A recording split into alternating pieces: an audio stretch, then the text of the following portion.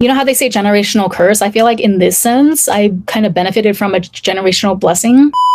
I thought we'd switch gears a little bit and do more of a lore type video, like personal lore. Honestly, just because I feel like it might be easier for me to go through this since it'll literally just be me recounting like things from my childhood that I feel like are the foundation to my thought process today, particularly when it comes to dismantling and deprogramming myself from internalized misogyny and why I feel that I'm in an advantageous position to be one of the leaders of discourse on this topic, if that makes sense. Now, when I say that I feel that I'm in a good position, this is not me placing myself above anyone per se. I'm not saying that I'm better than anyone, but I would like to just explain a little bit more of my background with regards to this subject and why I feel that there's just certain ways that I lucked out with, like my life experiences and particularly my family background or my family members, namely my mom, that kind of gave me a head start, so to speak, in terms of going on this path of undoing my internalized misogyny. I was very fortunate to grow up in an environment where as much as I absorbed and was affected as much as the next girl by the extremely toxic misogynistic culture, I'm talking about like pop culture in the US in the early 2000s and later, as much as I was not immune to that, and in some ways, it's kind of a tragedy because I feel like pop culture, if it wasn't for pop culture, I would have had an even stronger head start. But even with that being said, I feel like my home environment and just kind of the precedent that was set by my mother mainly protected me so much from what a lot of girls had to endure in even their immediate home environments, where they were internalizing or they were just being bombarded with programming by their closest family members with misogynistic messages. So before I ramble too much and get too abstract, I want to start off by saying that my mom is, not surprisingly, the central figure that I credit the most with kind of protecting me or shielding me from a lot of the misogynistic programming of this world. I am not going to cry on this live. I refuse. We got to keep it together somehow. Okay. Like, I don't have time. I really don't. My mom and I have had a tumultuous relationship, I would say, throughout my entire life. We just really don't see eye to eye on a lot of things. And I'm not going to get into that because it's not really related to the topic of this video. But one area where I will stand 10 toes down and give her flowers every single time. And I don't know if this was intentional on her part. I feel like it's just like the older that I get, the more that I reflect on certain episodes in my childhood. I really do feel like it was probably equal parts intention, but equal parts just her being herself. I don't think that she knew any other way to be or any other example to set for me.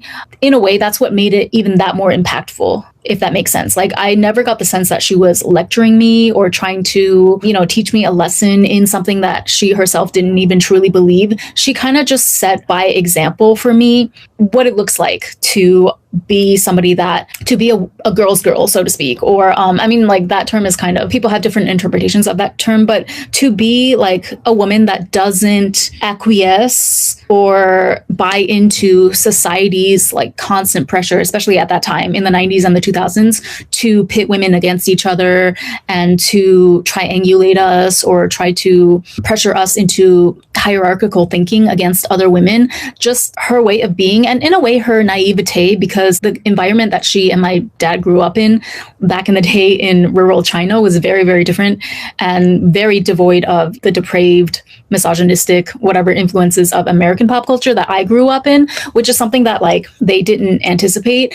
And so that was largely a struggle that I kind of had to go through on my own. But she and my dad and like other members of my family too, really just led by example and by their way of being. And I feel like ultimately it's kind of like Harry Potter. I hate that I always turn to Harry Potter for some sort of analogy, but it really just does remind me of that whole premise in Harry Potter where Harry's parents' love saved him or like shielded him from the death lightning bolt strike of Voldemort, and he survived because of the power of their love. I feel like in a similar way, I didn't escape the internalized misogynistic programming 100% because I feel like, again, it's impossible if you grow up going to public school and partaking in regular pop culture like everyone else around you to any degree, you're going to internalize some of it regardless, and it's inevitable. But I feel like the bulk of it, I was really, really fortunate to be shielded by my mother and other members of my family. And yeah, just like the, I don't know, female positive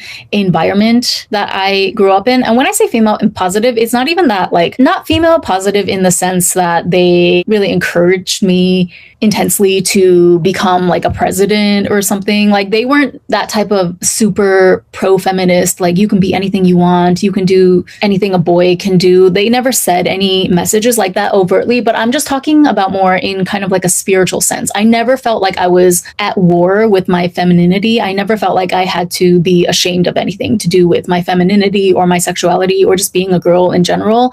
That was something that I was fortunate enough to never have to feel or contend with as a child growing up. So in that sense, I would say, like, my parents and my family provided me a very, very safe spiritual container in terms of allowing my femininity to grow and flourish without being too poisoned by the influences of the misogynistic popular culture at large at the time. Okay, so starting off, the most obvious thing that my mom actually said this to me directly.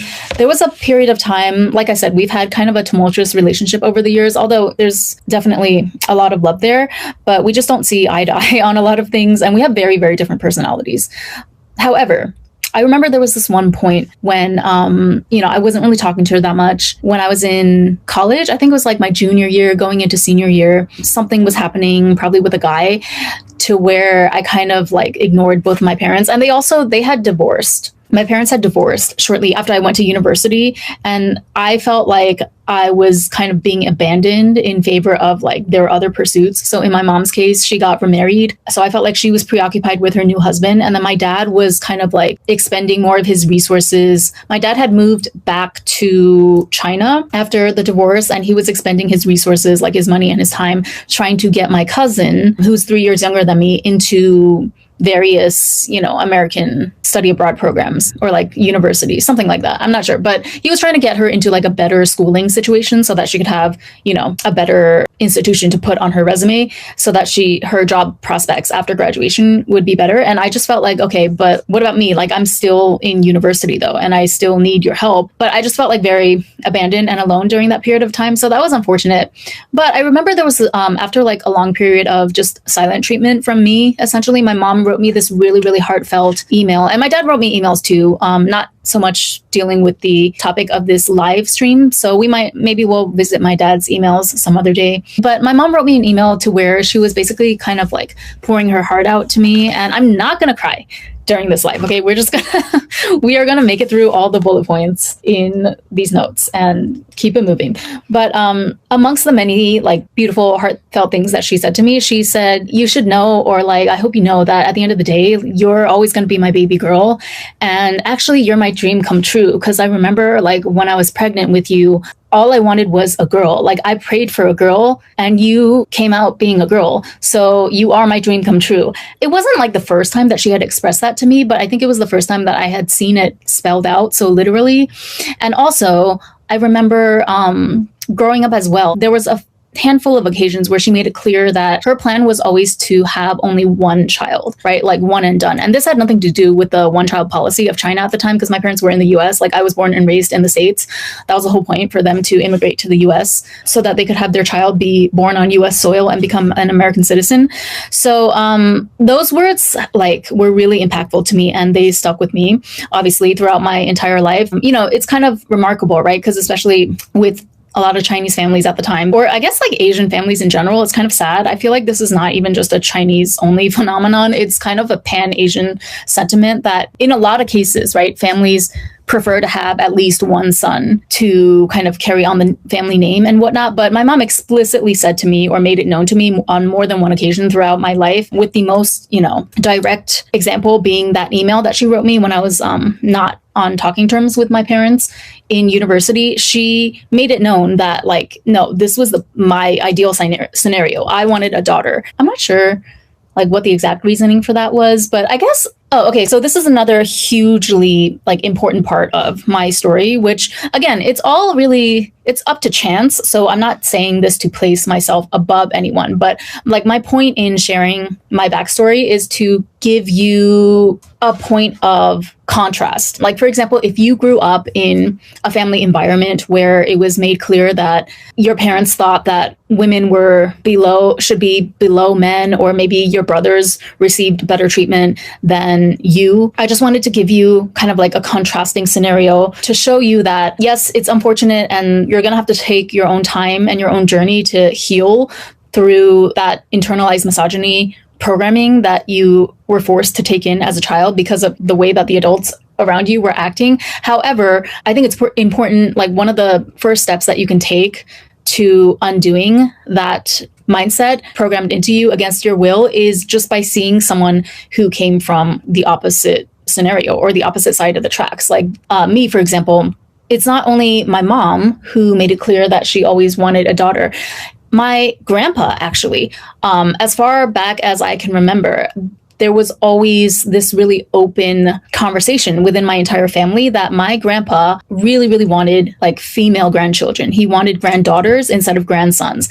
And I think the idea is that, or I think the reasoning is because like basically I'm talking about my grandpa on my dad's side. So my dad has 3 brothers and it was 4 boys, right? Those were all the children that my grandpa and grandma had. And the generation before that, even, so my grandpa's generation, he had 7 brothers, right? So literally like sausage party, generational sausage parties. Okay. I'm so sorry. Maybe I shouldn't use the word sausage party when I'm talking about like my grandpa's legacy and things like that. But no, if you can imagine, there were 8 boys in my grandpa's generation. My grandpa was the oldest. So he was like the head of the family. And then my dad's generation is 4 boys, right? So you can imagine by that point, my grandpa was like, okay, I'm so done with this sausage party. Like, I want granddaughters. I am sick of, taking care of these dirty ass boys running around. You know how boys can be. I want some calm, demure, like feminine, cute granddaughters, right? And I'm sure my grandma felt the same because she was the one that was, the maternal figure raising the crazy 4 boys that my dad and his brothers were growing up. So that was something that was, again, it was made clear to us, not just me, but like my other girl cousins as well. So I have 2 girl cousins and then one, my oldest cousin is a boy. So you can imagine, like, I kind of feel bad for my oldest cousin, but not really though, because I wasn't really happy with the way that he acted during my dad's funeral. That's another story. But anyway, you can imagine like the sense of impending doom that my grandpa probably felt in the pit of his stomach when my oldest cousin was born, because he was probably like, oh no, here we go again. It's going to be like another round of all boys, because this is just, I guess, the curse of our DNA or our genes. Oh, shit.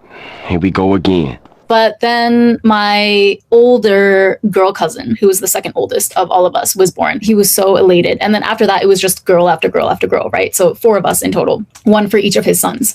3 of the grandchildren turned out to be girls, and only 1, the oldest one, was a boy. And so you could tell the way that he doted on us. I mean, I'm sure he would have loved his grandchildren regardless of what gender they came out, obviously. But just the way that he doted on the girls in general, like, it made us feel we had the luxury of basically growing up knowing that we were expressly wanted without a doubt in the family. And this is kind of remarkable because not only like just Chinese society in general, especially back in the day, you wanted a son usually. Even if you had like other daughters in your family, usually people wanted to have at least 1 son in order to carry on the family name and legacy. But also, if you consider the fact that like my family was not rich or advantaged by any means. In fact, my family has a lot of, I don't know the exact political history, but they were basically like blacklisted from a lot of stuff because of, I guess, my grandpa's political affiliations. So my dad and my uncles, who are his brothers, were barred from doing a lot of government and related jobs because they were branded as counter-revolutionaries. Like the Ren family name, which is my last name, they were branded as counter-revolutionaries and barred from taking a lot of government jobs, which were the stable jobs that most people were gunning for at the time. So all of my uncles and my dad had to like find their way professionally and find a way to support their families in spite of, this blacklisting by the Chinese government. And of course, like my dad eventually went to school and got his PhD in the US. He went there with my mom and they had me on American soil, and the rest is history.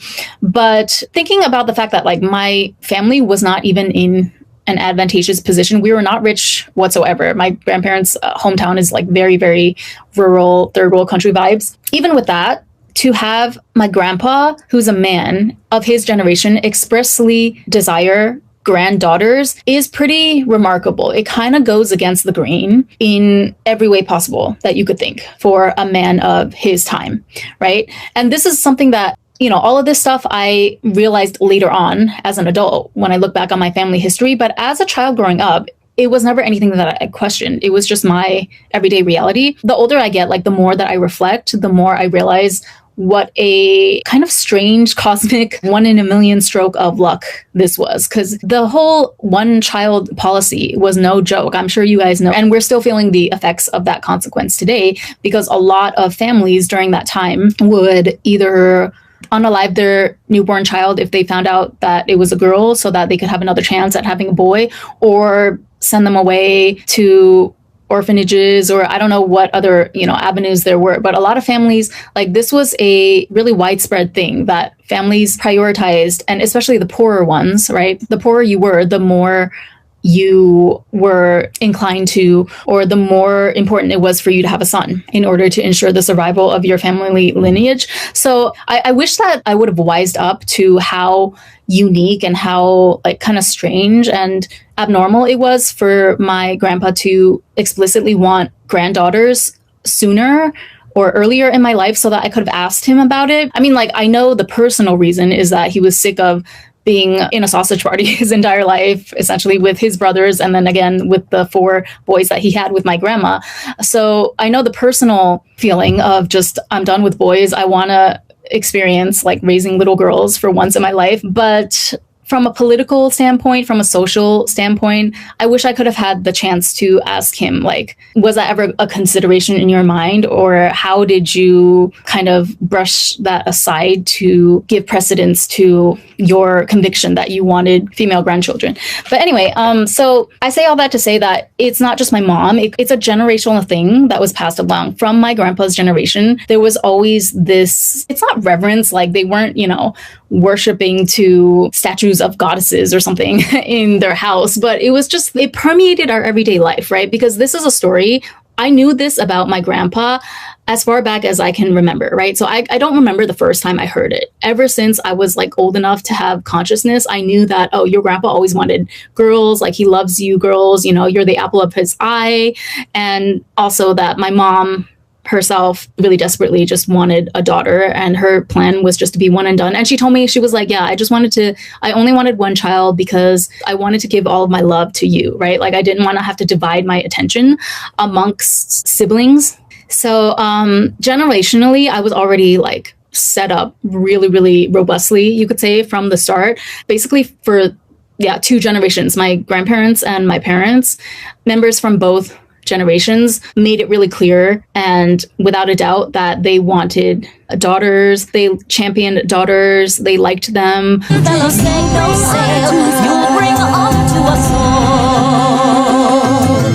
It was never like a question of my value being less than that of a boy. Like that thought never entered my mind ever. It was not a consideration. So contrast that with some people, even like friends that I talk to nowadays. I have this one friend who is like half Pakistani and half Japanese, and her family is religious, I think. So she would tell me stories sometimes about how her brothers were always given precedence growing up. And even now they're very like, I'm just going to say it, they're very misogynistic in what they expect the women of their family to do for them. They expect them to pick up the slack and do the cooking and the cleaning and whatever. And that's something that I never had to contend with. That's like a foreign concept to me, right? So if you grew up in an environment where it was made clear to you, or people around you, even like your parents and your siblings, directed messaging towards you that you're either not wanted or you're inferior in comparison to your male sibling, I just want to show you that like the opposite is possible, right? Which proves that it's not the end all be all. Like maybe you were conditioned to think when you were growing up that that's just the way things are and that is the immutable, or what's the word I'm looking for? That's like the one true way of looking at things. It's not though. It's just one of many different scenarios that could have happened, right? So you could have also by chance been born into a family such as mine. Maybe the chances are lower, but if you were born into a family like mine where you knew ever since you had memory that your grandpa like always expressed his desire that he wanted granddaughters over grandsons, then you would naturally have adopted that way of thinking instead. It's great and it's honorable and it's the best thing ever to be a girl because you are something that was always wanted in this family. You understand what I'm trying to say? I'm just trying to provide like an example with my own life that I didn't earn, right? Like I was just born by chance into these circumstances. But the older I get and the more that I contrast my experiences with that of my peers and my friends, even like way earlier on in middle school and high school, when I would contrast certain experiences of, certain things that my mom would and wouldn't say or do in regards to other women to how my friends' mothers or my friends' parents talked about other women. It was more so like more was revealed to me in what my mom didn't do in relation to my friends' moms. So I'll get into that in more detail in a bit, but I just want to show you that just because you may have had a different starting point, you may have had the misfortune of being born into a family to where, and it's not black and white, right? It's not just to say that your parents are necessarily evil, but let's say that you were born into a religious family that tended to skew more on the misogynistic side, or they tended to just value boys. You have a family culture that gives the men in your family more of a pass than the women in your family, or they expect women to do like invisible domestic labor for the men. Or a common one I hear is that a lot of girls, they faced stronger consequences and stronger punishment from their parents than their brothers would face if they stayed out late, for example, or they didn't do their homework on time or whatever. They would get more flack for it than their brothers would. And, that's unfortunate. I'm sorry that you went through that experience, but I'm just hoping that like maybe by hearing my story, which is a little more unique and unusual, I never had the experience of being measured against a brother or like a male sibling. I never was pitted against a male family member that was my same age and made to feel as if he was like more favored or more valued in the family than me. I hope that can start to help you recalibrate your set point when it comes to how you think about yourself. And I hope that helps you along your greater journey of undoing your internalized misogyny, because it's a beast, okay? I'm not trying to like say that this is an overnight process or anything. And even me, I still have to consciously undo it day by day, because that's just the reality of the society that we live in. As long as we live under a patriarchy, we're never going to fully escape the pressure of internalized misogyny and the boxes that they try to put us in and the double standards that they try to hold us to. But I think the fact that, like I said, I had a generational, at least like 2 generation long foundation of relatives that made it clear to me how much I was wanted and how much I was cherished in my own family and in my own household. That was probably the biggest advantage that I can ever speak to about my personal situation. So then we move into more of just, everyday life. Growing up in the 90s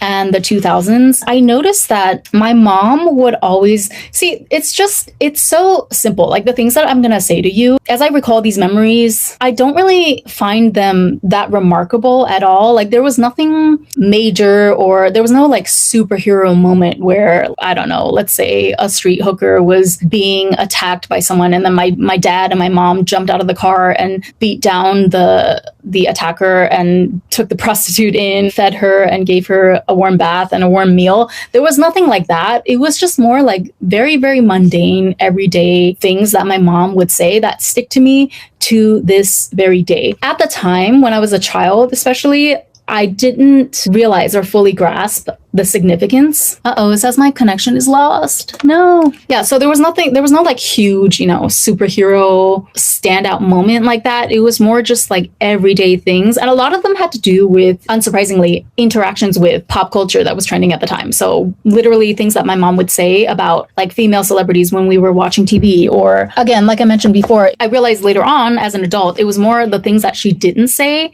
that really made an impact on me, long lasting. So for example, right, I'm just gonna read out a few memories exactly as I, remember them in my head. And they may not really seem like much to you, but I don't know. To me, all these years later, even I remember it so vividly. And this is why I say that, like, I think learning by just observing my mom being her natural self was like more impactful. By watching my mom just be herself as a living example was more impactful, and it was a better teacher than any lecture, like any carefully curated lecture against internalized misogyny, or like why is it bad to triangulate yourself against other women or call other girls sluts and hoes and whatever. Just watching my mom was like a more effective teacher than any sort of like direct lecture could have ever had on me. So for example, I don't know if you guys remember the Britney Spears and Pepsi commercial. Ride, just enjoy the ride.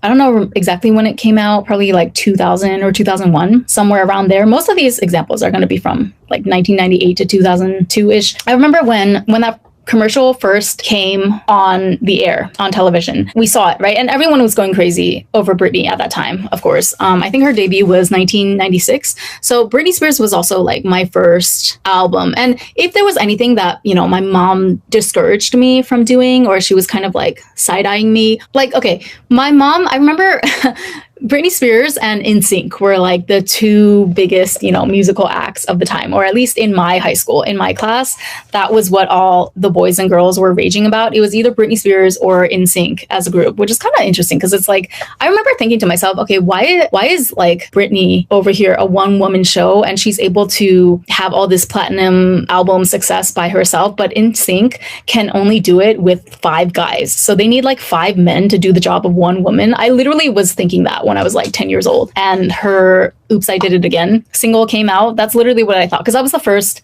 No, wait, I think Oops, I Did It Again was like the first song I ever heard from Britney Spears. And then later on, I kind of discovered the previous records that she had out. And of course, I continued to follow her career after that. But I remember my mom was like totally fine and really happy to buy me the Britney Spears CD. It was the Oops, I Did It Again one, right? Is that the name of her CD? Or was that just a single? Or is it both? Sorry, I'm taking a trip down memory lane here. Yeah, Oops, I Did It Again. This CD, this was my first CD ever, right? And I remember, the kids in my class, because I had just moved to New Jersey. That was the place that my parents decided to buy a house. Every year up until then, I had moved states and changed schools. But for the second half of like 5th grade is when I moved to New Jersey. And the girls in my class were really, really mean to me. Like there was a clique of 3. It was the Plastics, essentially, like literally a scene out of Mean Girls. And they would like make fun of me because I didn't know any of the popular songs at the time. And they were like, oh my God, how do you not know about Britney Spears and NSYNC and whatever? So after that, of course, being a young preteen girl and not wanting to get bullied, I would like ask my parents to put on the popular radio stations in the car. I caught up pretty quickly, right? But in the end, I guess it was a good thing because I love Britney and her legacy will live on forever. I remember like after being made fun of for not knowing Britney Spears and NSYNC and stuff, I went and I asked my parents to put on Z100, which was like the popping radio station at the time. They would have her songs on repeat, obviously. So through that, I knew of Britney Spears and I asked my mom to get me the album, right? And she was like really happy to get me this album because she was like, oh yeah, she's so pretty, blah, blah, blah. But if you think about it, like at this time, Britney Spears was under very heavy and intense scrutiny because again, the 2000s and the early 90s were extremely, extremely toxic in terms of the attitude towards women and like female stars in general. Considering the fact that Britney wasn't even legal, she was like 16 years old or something, right? When she debuted with Baby One More Time. I think she was like 18 here, so barely legal. Considering the fact that she was 18, and yet if you look at old clips of interviews of her from the time, there were these like grown ass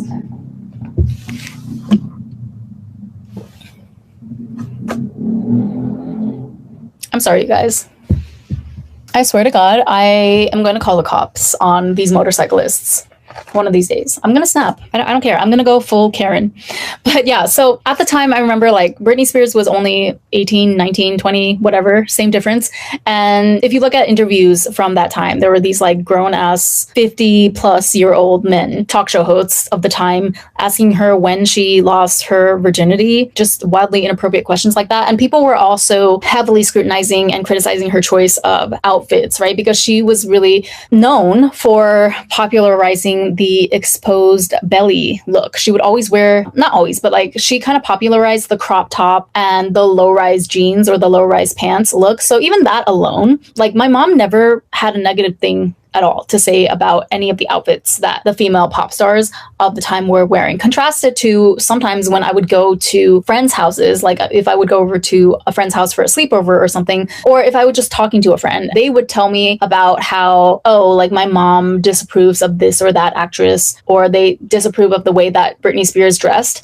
Again, at the time, I didn't think much of it, but I remember thinking in my head, like, that's kind of weird because I never heard my mom slut shame or criticize any pop singer at the time for the way that she dressed. If anything, she was more, oh yeah, so the point that I was trying to get to before, if anything, my mom wanted me to stick to Britney Spears. I think because she's a girl, right? So she thought that it would be more appropriate for me as a preteen. You know, I was 10 at the time when I got this CD. I think my mom was like, okay, if anything, I want her to like not focus on boys at all. And so when I asked for NSYNC CD as well, she was much more reluctant to buy the NSYNC CD for me. Like she was, I remember very, very starkly the contrast between her reaction to me wanting the Britney CD and me wanting the NSYNC CD. She was very, very happy to buy me this one because she was like, oh my God, I love Britney. You know, she's so pretty. She has such great style, fashion sense, just like you. Because I was always like really into fashion and putting my outfits together and things like that.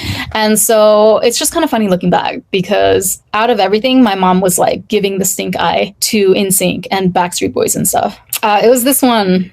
No strings attached. Like they're fully clothed and everything, you know, there's nothing inappropriate going on here. But I still remember my mom's stink eye burned into my brain, like her side eye when I presented this CD to her, like, mommy, can I get this one too? And she was like, okay, I mean, I guess if this is what all the kids are into these days, but you really should listen more to Britney Spears. Like she was, you know, she would be on the lookout for the next Britney album so that she could get it from me preemptively in hopes that I would maybe like be too excited and preoccupied with the Britney CD to forget about NSYNC or Backstreet Boys or any of the boy bands that she didn't want me to be interested in yet. But yeah, so I remember like during the Pepsi commercial, again, Britney was in another one of her iconic, you know, midriff bearing. Is midriff your belly section? Hold on, sorry. My ADHD. Yeah, midriff generally refers to the middle region of the human torso, specifically between the chest and the waist. Okay, so like, yeah, like your belly area. So she was wearing another midriff-bearing top, low-rise jeans, and I remember we were watching TV together, and my mom was like, who is that? And I was like, Mom, it's Britney Spears, you know, like, have you been living under a rock? And I think because like my mom knew the name Britney Spears, but she wasn't, you know, obsessed the way that I was as a preteen. So every time that Britney changed her look up or changed her hairstyle, I think it was hard for her to kind of like keep up and know that it was the same person. But yeah, she was like, who is that? This is all before I was 13, right? And she's like, oh my God, she's beautiful. So that's all. You know, I've only ever heard positive reinforcement from my mom when it came to female celebrities and female stars that came on the TV. Or like sometimes when we would be in the grocery store, do you remember? I don't know if they have this anymore. This might be just like a relic of the 90s and the 2000s, but they used to have physical magazines, like all the tabloid magazines and fashion magazines like Vogue and everything. They would be there at the checkout line, you know, right before you check out and pay for all of your items. They place all the magazine copies there, probably to try to entice you to buy them on impulse. There would always be the hot celebrity of the moment or whoever was having a scandal or whoever, you know, was the most relevant in the news at the moment. And she would also, okay, because these were tabloids, right? So sometimes, like, especially back then in the 2000s, there would be a lot of unflattering headlines and just like nasty paparazzi taking purposely unflattering pictures of celebrities and posting them in the tabloids, and a lot of the headlines would be just really disgusting, like picking apart these women's bodies and styles and whatnot. So I remember there was one such tabloid of J-Lo. It was the year that she wore that really famous Roberto Cavalli dress, like the jungle green one. You guys know the one I'm talking about, with the cleavage down to her belly button. Donatella Versace. Okay, it's a Versace dress. And it's been remixed many times since then. It was this one, right? Which, again, back in the day, oh, it kind of matches my eyeshadow. But back in the day, like any type of, risque fashion that showed a lot of skin, they would just lambast these female stars into oblivion, right? Because it's like they just hated women in the 2000s, and they still hate women at large today in the cultural zeitgeist, but they're just more insidious about it these days. So yay for us, progress, right? I think it was this dress. And then there was some sort of like sensational headline, a very unflattering negative headline about her. And I remember my mom just looking at the picture, not really paying attention to the headline or the caption, and saying that, wow, she's so pretty. And that was the time where J-Lo was kind of having a moment too. She was in a lot of movies like Made in Manhattan, all those rom-coms that J-Lo was in the early 2000s. I watched those as well with my mom, right? So she knew of J-Lo and Britney Spears and a couple of the other big names at the time. And she was like, wow, she's so pretty. I think the headline was like something about how like she gained weight or something about her hairstyle, maybe. I'm not sure exactly. But I just remember my mom completely kind of having blinders on to all the negative misogynistic talk and the misogynistic captions surrounding this picture of J-Lo. Maybe it was another picture. I'm not sure. But again, the only thing that she honed in on was the positive aspects. So she was like, wow, I love her dress, or wow, she has such a pretty face. Okay, so back in the 2000s, they would also do a lot of, again, like pitting female stars against each other, like who wore it better. They would take two stars that looked similar and put them side to side and be like, okay, so, who's better or who is the fan favorite? And they would literally have polls and like percentages of 75% of people prefer Britney to Christina Aguilera. Just disgusting, run-of-the-mill 2000s classic misogyny that we were all desensitized to at the time. Like, it's really sad looking back. I feel really sad for my preteen and teen self, but then again, not so much, right? Because I feel like throughout it all, I always had this kind of veil of protection from my mom. And again, it was nothing overt that she said. Like she never approached it in a social justice warrior type of way. Like she never looked at the magazines and said like, oh, that's wrong. They shouldn't talk about women that way. She never said it like that.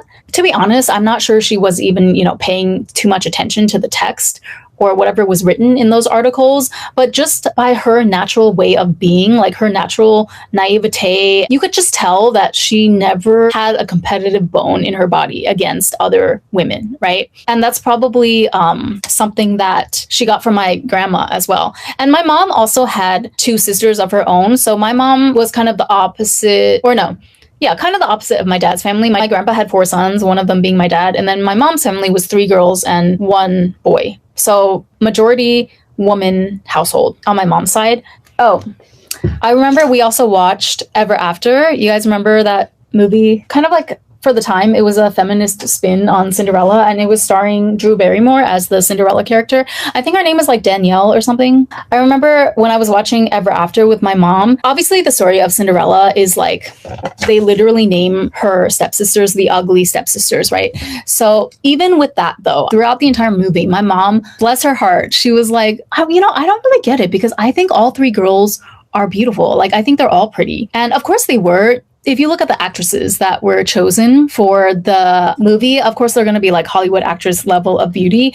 But I just thought it was so endearing how, like, even with such a classic tale as Cinderella, where you have 2 protagonists or 2 antagonists that are literally labeled the ugly stepsisters, my mom, in her innocence and naivete, and I guess just her pure girl's girl heart, she could not conceive of the notion that anybody could think of these 2 actresses on screen as being ugly, even though that's just That's what they're called in the Cinderella fairy tale.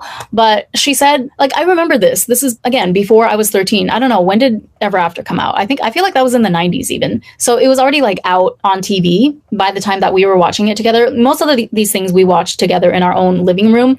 And my mom, yeah, I distinctly remember her saying on more than one occasion, like, okay, but I think all of them are pretty, you know, like I think all of them deserve to have a happily ever after. And I think, there was one stepsister that was like nicer than the other one in the Ever After story. Oh, so like another thing that I noticed, again, looking back, is that my mom did not discriminate when it came to race, right? Like she would often praise the beauty of several different ethnicities of women, celebrity women at the time. So talking about Cinderella, another really popular rendition at the time was the one with Brandy as Cinderella. I don't remember what that was called. Who are the guys that wrote that one?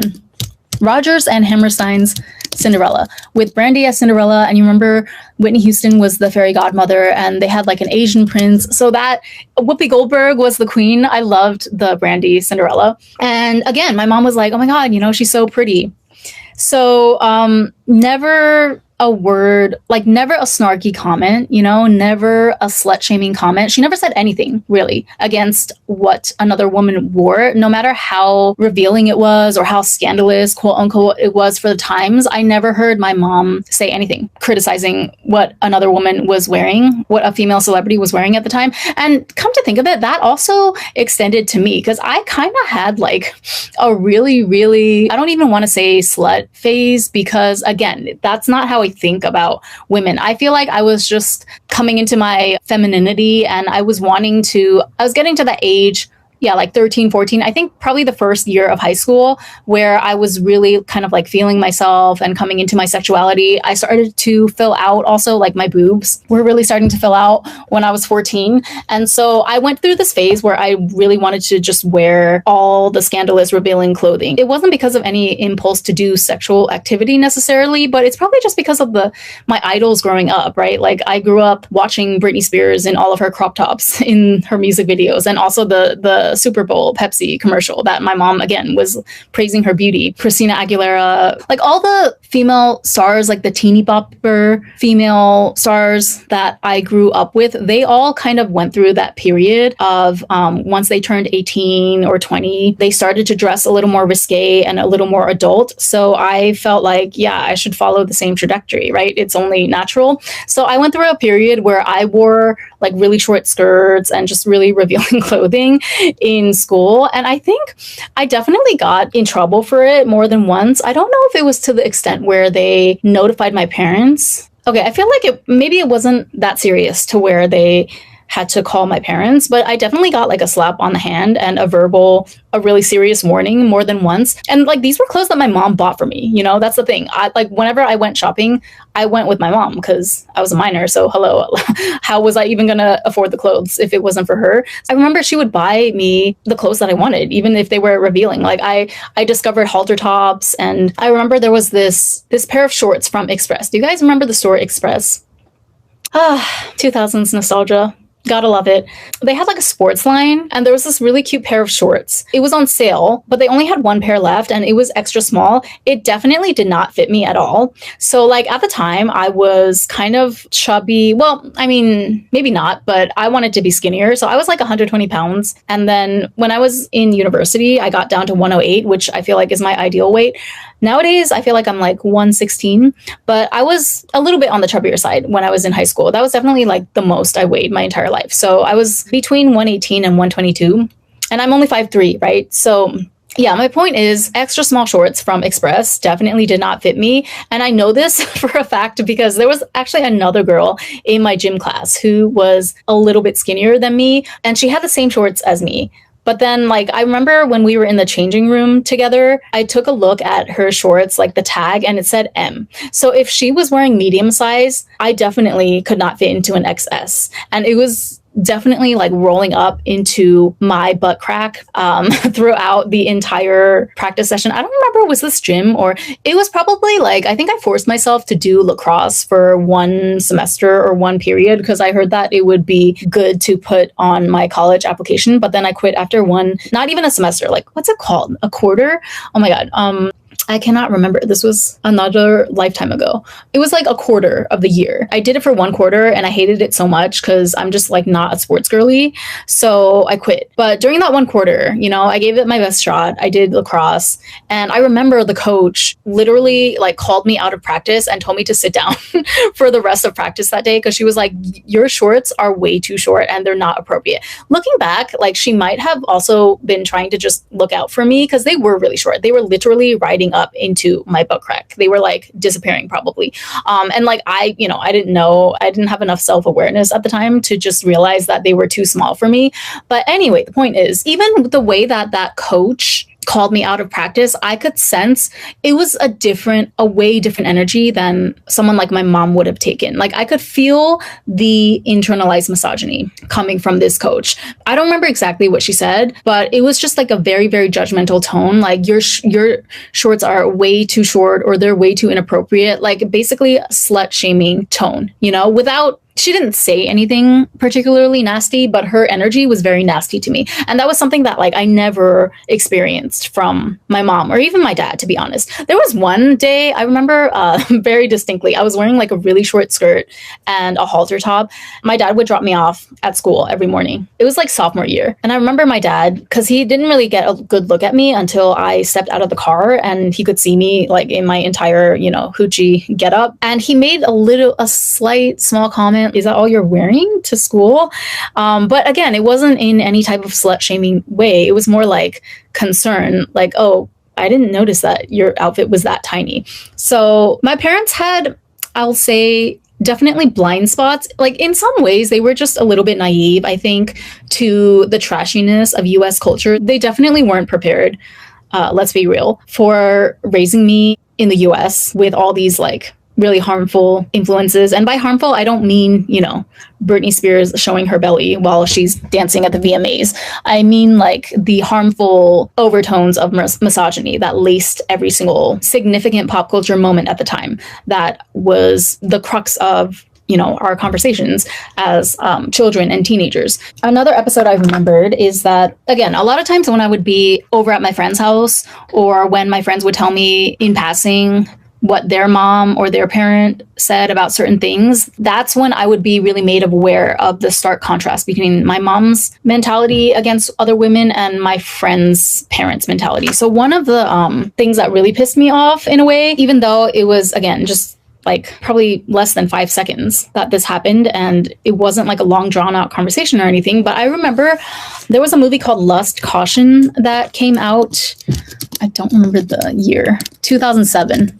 2007? That sounds kind of late. Okay. I thought it was like 2002 or something. I'm just going to read you a bit of the summary from Wikipedia because I don't even have time. So Lust, Caution is a 2007 erotic spy film directed by Ang Lee. You guys know that name, right? And it's set during World War II when a group of Chinese students plot to assassinate a high-ranking official in the puppet government of Japanese-occupied Shanghai by luring him into a honey trap. So this film was like really controversial because there was a lot of sex explicit scenes. I think it was rated like NC-17 or something. And so it was kind of creating a lot of buzz in the Asian American community. The actress in this film, Tang Wei, so she did fully nude scenes and there was extensive sex scenes. It's not a sexy movie. So that's kind of the point, right? Like sex is totally framed and presented as a means of, you know, coercion and control in this story. But there was a lot of sex scenes to kind of drive home the point. One of my friends, I don't even remember which one. I think like, I don't know, there was a DVD of Lust, Caution somewhere. I don't remember where we were. I'm trying to rack my brains. Like, bear with me here. I'm really trying to unlock these memories. Anyway, she was like, oh, that movie, you know, because I had watched it, obviously. I don't know where I ripped it off from. I think I went on probably some like totally spammy virus-ridden website so that I could watch this movie. Because I was a teenager, okay? And if you tell me that something is scandalous with a lot of sex scenes, I'm going to look for it, okay? I'm no different than a teenage boy sometimes, the way that my mind works. So anyway, I had watched Lust, Caution, and somehow or another, it came up in conversation when I was talking to another girl at my school. And she was like, oh yeah, my mom hates that actress, Tong Wei, the one that played the protagonist in Lust, Caution. And I remember thinking like, okay, immediately I knew what that meant, right? I didn't have the words necessarily to articulate it in the moment because that is something that my mom would never think or like make a judgment towards an actress that takes a role that requires a lot of nudity or, you know, sexual scenes, like adult themes. That is not something that my mom would ever express disdain towards an actress for, even if it was like super X-rated. So my mom is, you know, how do I want to put this? There are certain parts of her that are definitely like conservative, so to speak. You know, she's not super comfortable with topics such as S work or even like okay, so I do pole dancing as a hobby, right? And I never told my mom about it because it never came up in conversation. I'm sure if it did, she's not going to tell me that it's wrong or anything, but stuff like that, like it makes her kind of uncomfortable because, you know, for a woman of her station and her generation, you know, coming from China to the US on an academic scholarship, her and my dad are academics. Originally, they got their PhDs in the US, and that was kind of like their whole entryway. In that sense, they were very traditional, you could say, as Asian parents. They were not tiger parents whatsoever. I really hate that term. So my parents categorically were not tiger parents towards me, but they still definitely had a lot of those like common ideals at that time for their generation, that academics is kind of the most important thing and should be the most emphasized because it's the most accessible way for you to increase your social standing and get a good job and have a good life. That was my parents' attitude. So my mom didn't have so much exposure to more scandalous things per se, but she did definitely watch like whatever movies that came out at the time. I'm sure she watched Lust, Caution, right? And I don't know, like I remember there was one time, oh my god, all these memories flooding back. They went to like Hooters as well. I feel like, okay, because my parents and their group of Chinese friends, that they all kind of came to the US together at the same time, and I think they kept in touch with each other for like several years, even after their PhD years were over. Even after everyone went on to have kids and stuff, they would regularly get together and have parties whenever people would all be in town at the same time. So I could have sworn, I feel like we all took a road trip of sorts. It was several families, right? So not like several families in one huge bus or anything, but I think we all met somewhere, and then like they threw us kids in, I don't know, some daycare center or a McDonald's playground while they went to Hooters. This definitely happened. I'm not hallucinating. I know for sure that they went to Hooters because like later on that night when they were back and reminiscing on their wild time at Hooters, one of the women, like one of the wives of the other guys that was a former classmate of my parents, was talking about like, oh, you know, those girls, their boobs are like so hard and big or something like that. And I understood, even though like I forgot most of my Mandarin Chinese, somehow I understood what she was talking about. And they were just like talking about it freely in front of us kids as if we couldn't understand, but we totally understood. Anyway, so like they weren't squares for their time is what I'm trying to say. But in 2026, you know, the stuff that goes down now, it would probably make them blush. So yeah, my mom wasn't like that liberal in the sense that she was open about talking about S work or, you know, nudity in movies and things like that. And like I never watched movies with really suggestive scenes with my parents in the room. I remember there was like one movie, oh my god, Crouching Tiger, Hidden Dragon. There was a spicy scene during that movie. And I watched that movie with my mom. I think I was watching the DVD with her at home, and then the S scene came on and she literally said to me, I kid you not, verbatim, she was like, do you want to like leave the room for a few minutes, or do you want me to leave the room for a few minutes? Because it was uncomfy, okay, for us to watch the S scene together. It was kind of like that. It was like bashful vibes, but never any type of vitriol or hatred against another woman or like misogynistic talk against the actress that was appearing on screen, if you know what I'm saying. It was kind of like, you know, bashful. They avoided the bees and the trees talk with me. Is that the right term? The bees and the flowers, the pollination talk. My parents completely, they definitely dropped the ball when it comes to having those types of talks with me. They didn't at all, because they didn't know how to. They didn't know how to approach it. And I think they just assumed that, okay, well, she's getting sex education in school, so that should be enough. So totally dropped the ball when it came to that. But as far as like misogynistic undertones, I can confidently say not a trace. I never once heard my mom say anything bad towards another woman's appearance, or even if she did something suggestive, whether it was for a piece of media or like Britney Spears dancing provocatively in a music video, I never heard a single word from my mom speaking out against that, as if it was a bad thing or as if the woman in question should be shamed for it. So that's why, going back to this friend talking about how her mom hates the actress in Lust, Caution, those were her literal words. I remember it like it was yesterday. And I remember I had such a knee-jerk reaction. I was like, wait, what the fuck? Before I could even stop myself, I was like, okay, why would she hate the actress? What do you mean? And she was like, oh, because you know what that movie is about, right? Like, she gets totally naked, and she basically they have like really, really intense sex scenes in the movie. So yeah, my mom like hates the actress because basically she thinks she's like a slut. And I'm like, that is the most idiotic thing I've ever heard in my life. Acting is an art form. So they were literally just doing their craft. Like, what do you mean? But I wasn't about to, I wasn't trying to like get into it with this friend necessarily over what her mom said. It was just jarring to me how it rolled so easily off her tongue. And the way that she said it, I could tell that this was like, this mentality was nothing new to her. This was the way that her mom talked about, certain actresses or certain temptresses or Jezebels in society. And I just remember in that moment, it was one of the few really, really obvious moments to where I was made very, very aware of how my mom didn't talk like that and didn't set that precedent for me in regards to how I should look at other women, right? So that's why, like, I had the privilege, and I feel like I had the protection of my mom's girl's girl attitude throughout my entire adolescence. Later on, I inevitably would also start to take in a lot of influence from just pop culture, misogynistic undertones of pop culture at the time, like TV shows, movies, music. Perez Hilton, like the tabloids of the 2000s that would pick apart women's bodies and pit ex-girlfriends and current girlfriends of the latest, hottest male celebrity at the time against each other. That stuff, even unfortunately, I couldn't escape, right? Because I was, a regular kid growing up, going to public school and participating in pop culture like every other kid.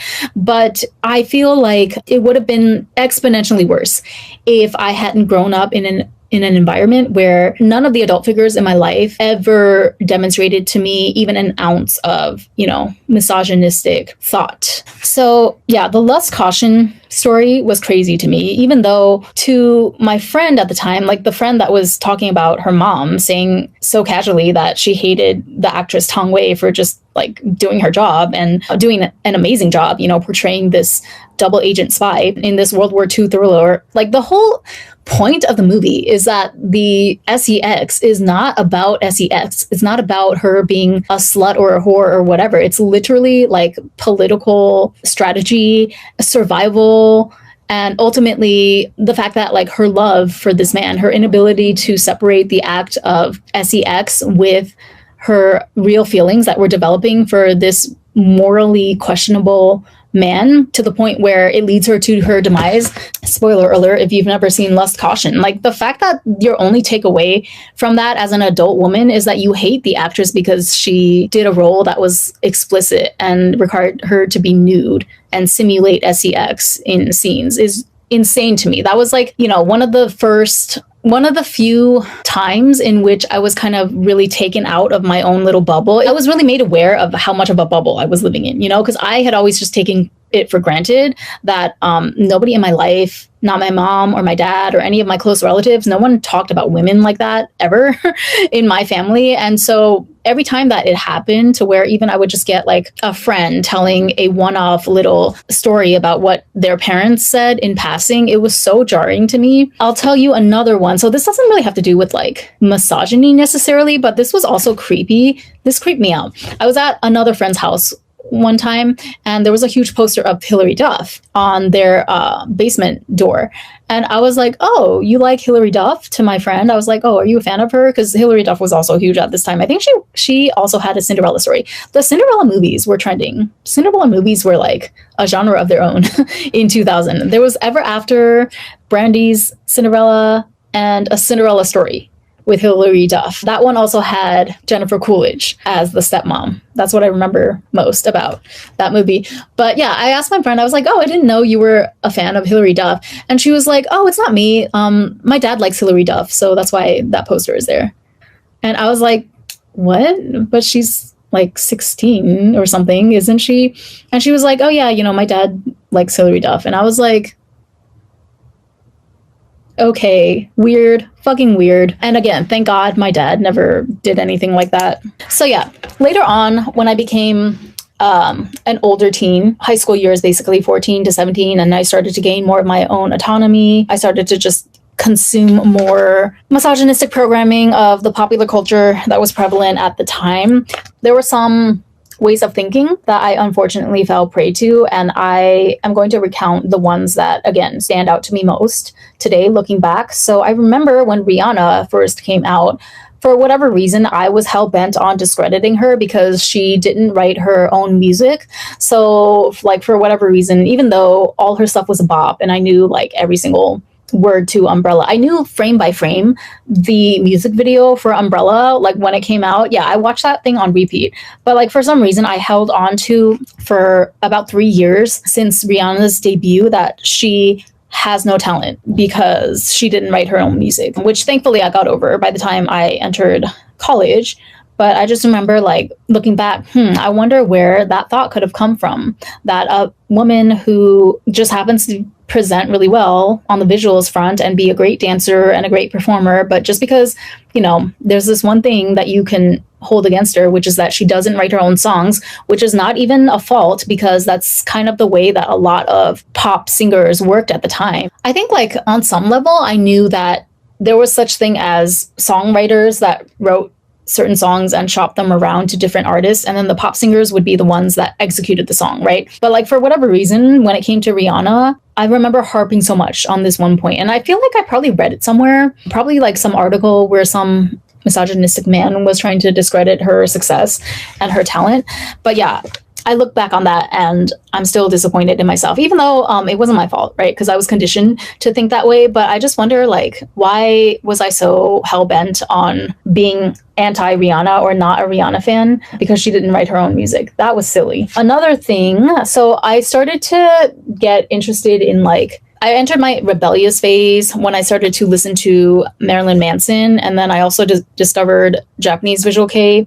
This was back when YouTube first came out, which was in 2006. That was where I first discovered alt rock, whatever you want to call it, music. And I remember I was really enamored with Marilyn Manson and Duran Gray. And what's the other Japanese band? Malice Miser. Marilyn Manson can go to hell because he had multiple women come out and accuse him of SA. And I tend to believe them because why would they lie? So Marilyn Manson, I stopped being a fan of a long time ago.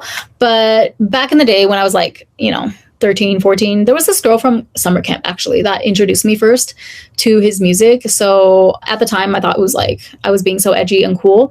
And I remember he also started dating Dita Von Teese during the time, right? This was before she blew up and became a household name. She was still more of an underground artist at the time. She already started doing her burlesque thing, but she was more of I don't know, to me, to my teenage self at the time, I saw her profession as kind of S-work or S-work adjacent. Maybe it was. I don't know. I remember she had a website and she used to sell prints of herself. It was pinup photographs, but she would sell autographed photographs of herself. So I don't know if that kind of is a little precursor to what you would consider to be OF type activities today. But regardless, it was a very, very niche S-work adjacent space that she occupied, right? During her beginnings of her career. Now she's mainstream and she's largely credited with the revival of burlesque as a genre.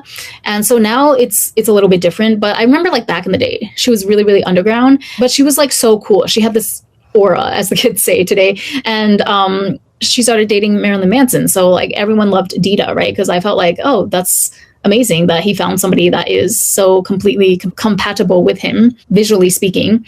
But then I remember after they got married, like shortly after they got married, I think their marriage only lasted a year or something. They had this like beautiful spread in Vogue, and she wore this purple Vivienne Westwood dress as her wedding dress, and it was quite epic, you know, for the time. But then they divorced shortly thereafter, and he started dating Evan Rachel Wood, who was only 19 at the time, or 18. And I remember like me and my friend at the time, we both kind of liked, or we listened to Marilyn Manson. And I believe this was also egged on by certain articles on Perez Hilton, who would also report on Marilyn Manson's new relationship with Evan Rachel Wood. And then Dita Von Teese also did kind of like an expose interview where she details how he basically cheated on her throughout the marriage, and he had substance abuse issues. I don't know, again, how calculated this was, but it was very clear that she was like really hurt that he wronged her in some way during the marriage. And so everyone was kind of like on Dita's side, right? For good reason.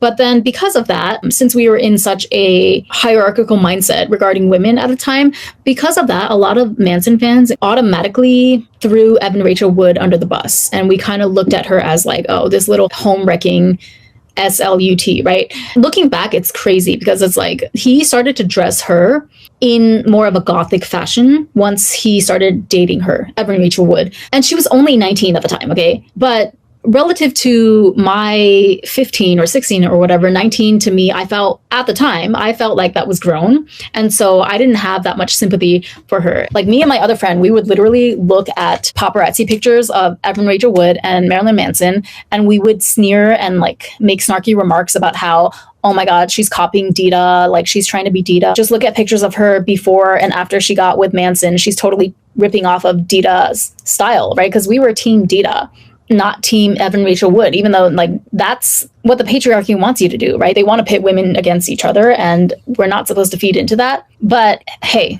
lo and behold, I was a teenager in the 2000s. And so I remember during that time, he also came out with a music video for Heart-Shaped Glasses, which was the new single at the time, where he literally has like the intro to the video is him having actual sex with Evan Rachel Wood, and she's like covered in blood for shock factor, right? Because that's his whole shtick. And looking back, it's like very horrifying because Evan Rachel Wood, I don't exactly know how it ended, but she went through like an entire trial against him a couple years ago where she detailed like all the abuse that she suffered at his hands when she was only 19 years old. I don't think Dita necessarily helped, to be honest. I mean, not that she's responsible for another woman, but I remember in her article, like when she was interviewed shortly after her divorce, she kind of made a comment about how he was cheating on me with that girl. That was the language that she used, in our marital bed, right? Like when I wasn't at home, he was sleeping with her in our marital bed. I wouldn't consider that necessarily like Dita throwing Evan Rachel Wood under the bus, but it's just crazy looking back. Like the fact that Evan Rachel Wood was so young and everybody was just digging into her as if she was the one responsible for breaking up a marriage and for stealing away this man that's like twice her age, that is fully capable of making his own sound decisions. Of course, pop culture at the time immediately just went to blame her as like the young harlot that stole Marilyn Manson away from our queen Dita. So that was another, unfortunate incident that I remember, in which I was completely, the influence of pop culture, unfortunately, momentarily usurped, I guess, like my upbringing in a relatively female positive environment. I think Rihanna and Dita Von Teese were the main ones, though. I can't remember any other female celebrities that I had any sort of like vendetta against after that. So it's not too bad, right? But I don't know, those two, it just still kind of haunts me to this day, even though I know that it's not my fault and I don't blame like my younger self, but it's just scary to me. The fact that I was like brainwashed, not only was I brainwashed to think a certain way about Case in point, a 19-year-old upcoming actress who was barely out of childhood herself. Not only was I conditioned to have no mercy against her and just completely peg her as a homewrecker and a harlot and all of that, even though it was like, looking back, it was obviously Marilyn Manson who was the predator. I also, everything around me, right? Like all the gossip columns and the blogs and the Perez Hilton articles, everything around me was supporting this viewpoint that I had. And so it's like, how are you supposed to stand a chance if everything around you, like all the media of the time, all of the talk shows, every facet of pop culture is supporting this misogynistic narrative and egging you on, encouraging you to partake in this type of blame against women and ideation. I don't know if you want to call it that. Like, yeah, ideation and triangulation of women against each other. And then on top of that, if you come from a home environment where your own parents or your own relatives also add on another layer of misogynistic programming and attitudes towards you on a daily basis, then how could you even stand a chance to combat it, or to think for yourself for even a second? And so that's why I feel like, all things considered, I really just, I have my mom and my grandpa to an extent to thank for everything, and all the other men in my family, even though they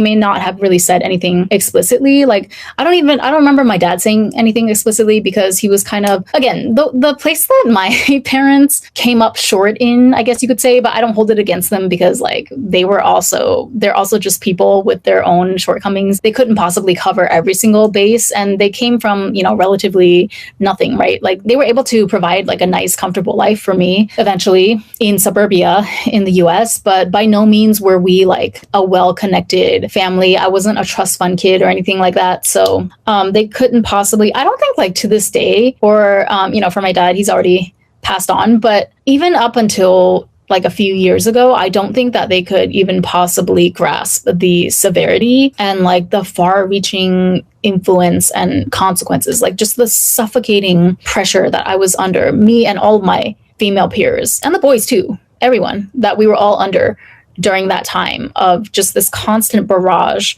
of images and messages from both female and male figureheads in media at the time, just relentless, like picking apart of women's celebrities' bodies and calling them homewreckers. The ones that are helping the guy cheat on their girlfriend or their wife, they are homewreckers. But the ones that are the wives or the girlfriends, they can't keep a man, because like it's their fault too at the end of the day that their man cheated. There was no like TikTok either. There was no YouTube. I mean, YouTube started in 2006, but the culture on YouTube was more of just like a creative outlet for comedy skits and, I don't know, like videos of cats and dogs and things like that. It wasn't really the place where people, it wasn't a thing at the time for people to put out all these video essays on complicated topics such as feminism, internalized misogyny. We didn't have outlets to hear alternative perspectives at the time. So you really were, I don't want to say dead in the water, but you really kind of had like no escape. If on top of the pervasive misogyny in pop culture at the time, if you were in a household that was also like buying into those misogynistic ideals and talking points, you really had no chance to escape it yourself, until years later, where of course, as an adult, once you start to look back on things, and in our current climate of 2026, in this post Me Too world, finally, a lot of women are finally starting to have the space and the resources, the access to knowledge and think pieces from other women that are, I guess, like further along in the journey than them, you could say, in undoing this internalized misogyny programming. For a lot of women, they're just barely scratching the surface because they grew up in such a suffocating environment in the 90s and 2000s. Again, I can't really attribute my own environment or my upbringing to anything except a stroke of luck, that I just happened to have a mom that really, really wanted a daughter, and my dad was just happy to have a healthy baby, right? My grandpa, who's like an older generation of Chinese, who was blacklisted by the Chinese government. So you would think by all measures that he and my grandma would definitely want more sons in the family so that we could have a better chance at improving our social situation. But even my grandparents explicitly wanted girl children. So yeah, I just feel very fortunate. So many little things It's the little everyday things that I feel like had the strongest impact on me. And it's why I feel like, for better or for worse, this is what gave me like the head start, I think, in really undoing internalized misogyny programming. It's also why I think I just don't have as many reservations as a lot of other women that I meet that are my age or even older, because I was just fortunate enough to be brought up in an environment where women were celebrated. And like, I think, again, I said this at the beginning, but just at the core, knowing that from a very young age, like as far back as I can remember, knowing that I specifically, as a girl, was wanted. I was the first choice for the heir to this family, because I knew ever since I was really young that my grandpa always wanted granddaughters. It's kind of crazy, right? How these things are so generational, but you know how they say generational curse? I feel like in this sense, I kind of benefited from a generational blessing. Even though we are not rich, my family doesn't have like any particular influence in a lot of spheres. Like, we're not a rich or well-connected family by any means, but in this aspect, I do feel like I hit the jackpot, especially the more and more that I interact with other women my age or even older. Yeah, it's kind of depressing and it's kind of like frustrating sometimes. And this is why, I'm always caught between like wanting to help people, but then also keeping a safe distance, because I know how dangerous women can be when they are still dominantly in that male-centered space. It's not going to be a pretty ending for anyone involved. And of course, I'm going to favor self-preservation above all. That's what I encourage you all to do as well. If you're really committed to this journey of like, I don't want to say decentering men because I'm so sick of that term, but undoing your internalized misogyny. That's going to be a key phrase on my channel. But yeah, I'm trying to think. Did I miss anything? Oh, another like really small anecdote. Again, this is nothing, but at the same time, it's everything. Okay, so like I remember we used to go to the Asian grocery store. Sometimes they would have all these free magazines and free calendars and whatnot there that you can just take at the counter. And so I remember one year we took a free calendar, right? A calendar full of Chinese actresses. I don't know if it was Chinese actresses or if it was just drawing of Chinese women, but yeah, like beautiful actresses in Shipao. For every month there would be like a different picture, a different woman. And my mom, she saved one of the pictures of this really beautiful looking woman, probably an actress, in like a green Qipao, and she kind of just like, she folded the calendar part underneath so that just the picture of the woman was showing, and she taped it on our pantry door. And I remember I asked her like, why did you keep that picture? Like, why did you tape that there? And she just said, oh, I thought it was pretty, like I wanted to have a picture of a pretty woman on top of our pantry. Just things like that every single day, that was my normal. That was the attitude towards women that was modeled for me on a consistent basis. I never had to, encounter anything like weird or shady towards other women, whether it was celebrities or friends. Not a single peep from my mom. And that's how I know it's genuine too. This is what I'm saying. Like, she never sat me down and pointed a finger at me and told me like, hey, you should be a girl's girl, or like, you shouldn't slut shame other girls. It was never like that. It was just embodied in the everyday little things that she did, like tearing out that page of the calendar because she thought the actress in the picture looked particularly beautiful, and she wanted to keep it as a little decoration, like free decoration for our pantry door. And, for the most part, I was blissfully unaware of the alternative that apparently a lot of my friends were going through with their own mothers. Not all of them, but every time I would hear like one of my friends recount something shady that their mom said against either a female celebrity or like another girl, I just remember it was like having the wind knocked out of me. Like, wait a minute, your moms talk about other women like that? That's so weird to me, because my first memory of my mom making any comment on a woman was when she saw Britney Spears in the Pepsi commercial. I'm not joking. This is real. And she was like, wow, who is that? She's so beautiful. And those were her exact words. I think it happened maybe like 2 or 3 times after that as well, because, that commercial was like on repeat for that entire Super Bowl season. So like, I remember it happened a couple of times. She was like, who is that? She's so beautiful. And I was like, Mom, it's Britney. What are you talking about? She's already a mainstay in this household. No, you bought me like 3 of her CDs. Why don't you recognize her? Like, that was the only point of contention, where she would be like, well, I don't recognize, or I don't really know what you kids are up to. Your singers always change their clothes and their their hairstyle so often. Like, I can't catch every single era the way that you do. Like, I'm busy. That would be as far as the little verbal quarrel went, but it was never about like, I remember there were times where even like, okay, because I was taking in sometimes like really negative influences, right, from media about how to slut shame other women or how to discredit other women because of the way that they dressed or their appearance or whatever. I remember there were times where I would even try to lead my mom on to indulge in that type of like low vibrational talk with me, and she would never fall for it, you know? Like for the Ever After movie, for example, I don't know if I actually ever said this, but let's just say that, because I can't think of a real memory right now, but let's say that I was like, you know, buying into the narrative that they were trying to push in Ever After, that Cinderella's stepsisters were uglier or more plain than her. Even if I said that, even if I tried to like bait my mom into agreeing with me, oh yeah, you know, Cinderella is so much more beautiful than all of them, or like this girl is the most beautiful of the three, right? Destiny's Child, like Beyonce is the most beautiful, or Kelly's the most beautiful.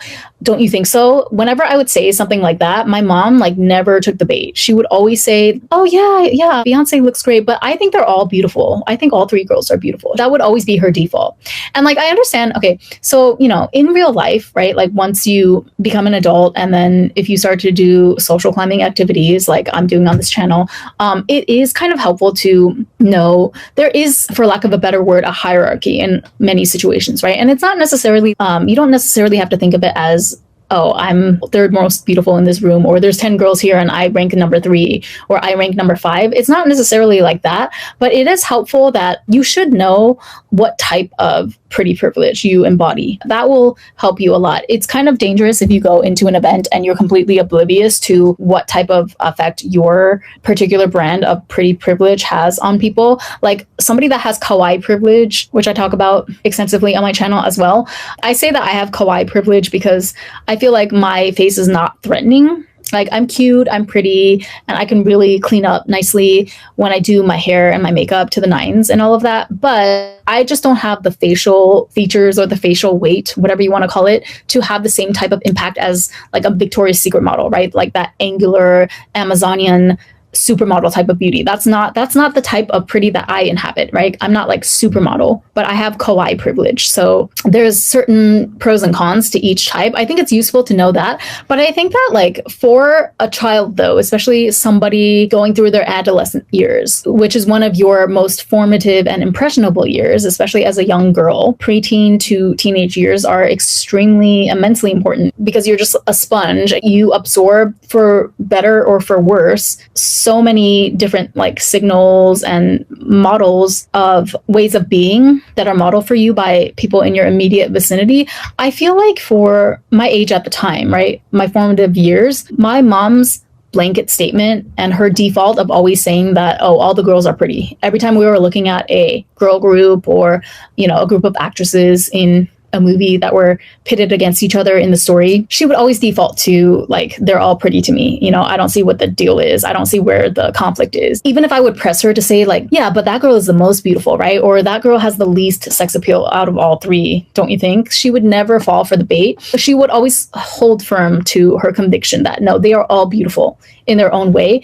That is actually really, really effective when you're trying to build basic blocks of self-confidence into a preteen girl or a young adolescent girl. When you get older, yes, again, it's good to become aware of nuance and where you stand in the pretty hierarchy, whatever you want to call it, or what type of pretty you embody. That's very, very important information that you should know when you become an adult. But when you're still in those formative years and you're just still trying to gain your footing in terms of like self-confidence in yourself as a woman, I feel like there's nothing more better and more effective than, you know, a mom that always insists that every girl in the picture, every girl in the room is beautiful in their own way. So that's what my mom gave to me, you know? Thank you, Mom. I know that Mother's Day is already passed, but I gotta hand it to her. I mean, I feel like they don't make them like her anymore. God, I just, you know, thinking back on this makes me pissed off all over again at some of the things that my friends' parents or my friends' moms in particular would say, because it's like, what the hell? That comment about Tang Wei, the actress in Lux Caution, was definitely the most shocking to me. I didn't even know what to say after that. And I couldn't pick a fight with her necessarily because she was just making an off-the-cuff remark in passing. But I remember I almost jumped out of my seat when she was like, oh yeah, that movie, my mom hates that actress. I think I literally was like, what the fuck? Why would you hate an actress for doing her job? Like, what do you mean? The thing is, like, in the moment, I was like reacting towards my friend, but looking back, I'm not mad at my friend, right? Like, she's the victim here. Looking back, I feel bad. I feel compassion for her, that like that must suck to have a mom that is feeding those ideas into your head at such a young age that somehow it's shameful on you as a woman if you choose to do a role or accept a role that includes, just because it includes nudity and intimate scenes, that makes you worthy of hate. That makes no sense to me. So yeah, good for my parents. You know, I'm glad that my parents took me and their friends' kids across the country for a road trip. I'm glad that they dropped us off somewhere. I don't even know where. I think it was a McDonald's. Remember the playgrounds that McDonald's used to have? Fun gyms? What's it called? Jungle gyms? I feel like they dropped us off in there and went to the Hooters down the street. And I could not be more thankful that they did that as like a 30-something-year-old.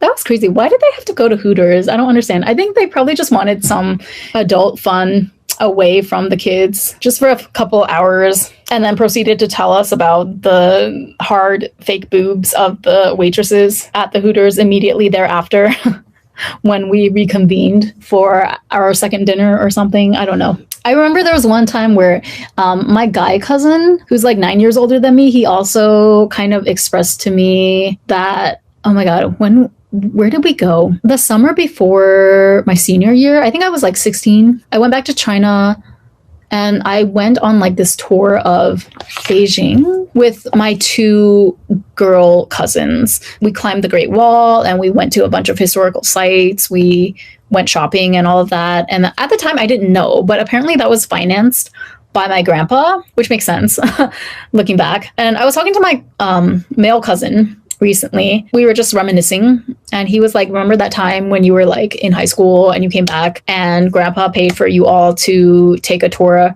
of Beijing?